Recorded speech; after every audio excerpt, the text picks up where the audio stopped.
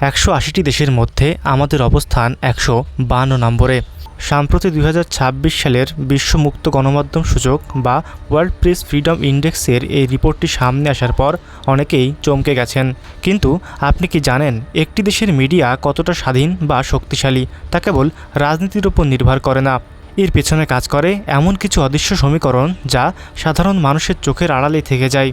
আজকের ভিডিওতে আমরা কোনো পলিটিক্যাল ডিবেট বা কাদা ছোড়াছড়িতে যাব না, বরং আমরা একদম বৈজ্ঞানিক এবং তথ্যভিত্তিক বিশ্লেষণ দিয়ে বোঝার চেষ্টা করব কেন ইউরোপের কিছু দেশ প্রতি বছর এই তালিকার শীর্ষে থাকে, কেন বাংলাদেশ 152 নম্বরে, আর সবচেয়ে বড় কথা মিডিয়ার এই র্যাঙ্কিং কম বা বেশি হলে আপনার বা আমার মতো সাধারণ মানুষের জীবনে ঠিক কী প্রভাব পড়ে। পুরো বিষয়টি জানতে ভিডিওটি শেষ পর্যন্ত দেখুন। এই আন্তর্জাতিক র্যাঙ্কিংটি প্রতি বছর তৈরি করে রিপোর্টস উইদাউট বর্ডার্স বা RSF নামক একটি সংস্থা। অনেকেই মনে করেন সরকার মিডিয়াকে কতটা চাপ দিচ্ছে শুধু তার উপর ভিত্তি করেই এই লিস্ট তৈরি করা হয়, কিন্তু ধারণাটি সম্পূর্ণ ভুল। RSF মূলত 5টি সুনির্দিষ্ট বিষয়ের উপর ভিত্তি করে স্কোর দেয়। আসুন সহজ ভাষায় এই 5টি পিলার বুঝে নিই। 1. অর্থনৈতিক কাঠামো। একটি মিডিয়া হাউস চালাতে কোটি কোটি টাকা লাগে। যদি কোনো দেশের মিডিয়া শুধু গুটি কয়েক বড় কর্পোরেট কোম্পানির বিজ্ঞাপনের উপর নির্ভরশীল হয়ে পড়ে, তবে সেই মিডিয়া স্বাধীনভাবে কাজ করতে পারে না। একে বলা হয় কর্পোরেট ইনফ্লুয়েন্স। 2. আইনি কাঠামো। দেশের আইন সাংবাদিকদের কতটা সুরক্ষা দিচ্ছে। কোনো তথ্য প্রকাশ করলে সাইবার নিরাপত্তা বা ডাটা প্রোটেকশন আইনের অপব্যবহার করে সাংবাদিককে হয়রানি করা হচ্ছে কিনা তা এখানে দেখা হয়। 3. সামাজিক ও সাংস্কৃতিক পরিবেশ। সমাজে ভিন্ন কোনো মত প্রকাশ পেলে সাধারণ মানুষ বা কোনো উগ্র গোষ্ঠী যদি সাংবাদিকের ওপর চড়াও হয়, তবে সেই সামাজিক পরিবেশকে অনিরাপদ ধরা হয়। নাম্বার 4. নিরাপত্তা।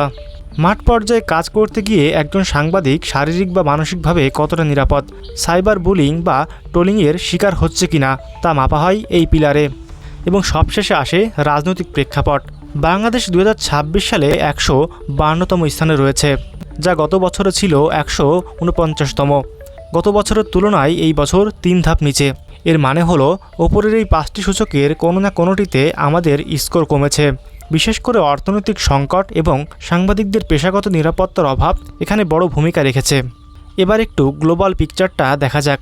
বিগত কয়েক বছর ধরে স্ক্যান্ডিনেভিয়ান দেশগুলো, বিশেষ করে নরওয়ে, ডেনমার্ক এবং সুইডেন এই তালিকার শীর্ষে 3টি স্থান দখল করে রেখেছে। কিন্তু কিভাবে? তাদের মিডিয়া কেন এত শক্তিশালী? এর প্রধান কারণ 3টি।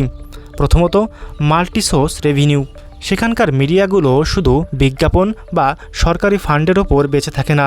সাধারণ পাঠকদের সাবস্ক্রিপশন বা মেম্বারশিপ মডেলের মাধ্যমে তারা অর্থনৈতিকভাবে স্বাবলম্বী, ফলে কোনো বড় কোম্পানি তাদের ব্ল্যাকমেইল করতে পারে না। দ্বিতীয়ত, তথ্যের অবাধ অধিকার। সেখানে যে কোনো নাগরিক বা সাংবাদিক চাইলেই যে কোনো সরকারি বা বেসরকারি ডাটা আইনগতভাবে মুহূর্তের মধ্যে পেয়ে যান। তথ্য লুকিয়ে রাখার কোনো সুযোগ নেই। এর ঠিক বিপরীত চিত্র দেখা যায় তালিকার একদম শেষে থাকা দেশগুলোতে। সেখানে ইন্টারনেট সম্পূর্ণ নিয়ন্ত্রিত, কোনো বেসরকারি টিভি চ্যানেল বা পত্রিকা খোলার অনুমতি নেই, ফলে তারা স্বাধীনভাবে তথ্য প্রচার করতে পারে না। এখানে রাষ্ট্রীয় প্রচারণাই একমাত্র সত্য। মজার ব্যাপার হলো দক্ষিণ এশিয়ার দিকে তাকালে দেখা যায় ভারত 157তম এবং পাকিস্তান 153তম অবস্থানে রয়েছে। অর্থাৎ পুরো উপমহাদেশ জুড়েই মিডিয়ার এই কাঠামোগত সংকটটি অত্যন্ত প্রকট। এখন আপনার প্রশ্ন আসতেই পারে, মিডিয়া র্যাঙ্কিং 152 হোক অথবা 149, তাতে আমার কি? আমি তো আর সাংবাদিক নই। এখানে আসল টুইস্ট। একটি দেশের মিডিয়া র্যাঙ্কিং যখন নিচে নামে তখন সবচেয়ে বড় ক্ষতিটি হয় আপনার এবং আমার মতো সাধারণ মানুষের। চলুন 3টি পয়েন্টে বুঝে নিই। 1. ইনফরমেশন ভ্যাকিউম বা তথ্যের শূন্যতা। যখন মূলধারার মিডিয়া বা টিভি পত্রিকা আর্থিক বা সামাজিক চাপে সঠিক তথ্য দিতে পারে না, তখন তৈরি হয় তথ্যের শূন্যতা। আর এই শূন্যতা পূরণ করে সোশ্যাল মিডিয়ার ভুয়া খবর বা ফেক নিউজ। এইসব গুজব এত দ্রুত ছড়ায় যে সাধারণ মানুষ কোনটা সত্যি আর কোনটা মিথ্যা তা পার্থক্য করতে পারে না। 2. জবাবদিহিতার অভাব। আপনি যখন বাজারে গিয়ে চড়া দামে পণ্য কেনেন বা কোনো সরকারি দপ্তরে গিয়ে ভোগান্তির শিকার হন, এখানে মিডিয়া যদি স্বাধীন না হয় তবে এই অব্যবস্থাপনা কথাগুলো জনসম্মুখে আসে না, ফলে সাধারণ মানুষের সমস্যার সমাধান অধরাই থেকে যায়। নাম্বার 3. আন্তর্জাতিক ভাবমূর্তি। বৈশ্বিক বাণিজ্যের ক্ষেত্রে এই র্যাঙ্কিংগুলো খুব গুরুত্বপূর্ণ। বিদেশি বিনিয়োগকারীরা কোনো দেশে টাকা ইনভেস্ট করার আগে দেখেন সেই দেশের আইন এবং তথ্য প্রবাহ কতটা স্বচ্ছ। র্যাঙ্কিং খারাপ হলে বিদেশি বিনিয়োগ কমে যেতে পারে, যা পরোক্ষভাবে দেশের কর্মসংস্থান এবং অর্থনীতিতে আঘাত করে, ফলে তৈরি হয় বেকারত্ব। তাহলে এই পরিস্থিতি থেকে উত্তরণের উপায় কী? সমাধান কিন্তু কেবল কোনো আইন পরিবর্তনের মধ্যে সীমাবদ্ধ নয়।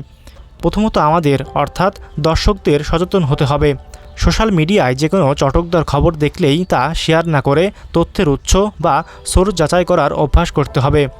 ভালো ও মানসম্মত কন্টেন্ট এবং নিরপেক্ষ তথ্যচিত্রের পেছনে সময় দেওয়া এবং সেগুলোকে সাপোর্ট করা প্রয়োজন। মিডিয়ার স্বাধীনতা কেবল সাংবাদিকের অধিকার নয়, এটি সাধারণ মানুষের সঠিক তথ্য পাওয়ার অধিকার।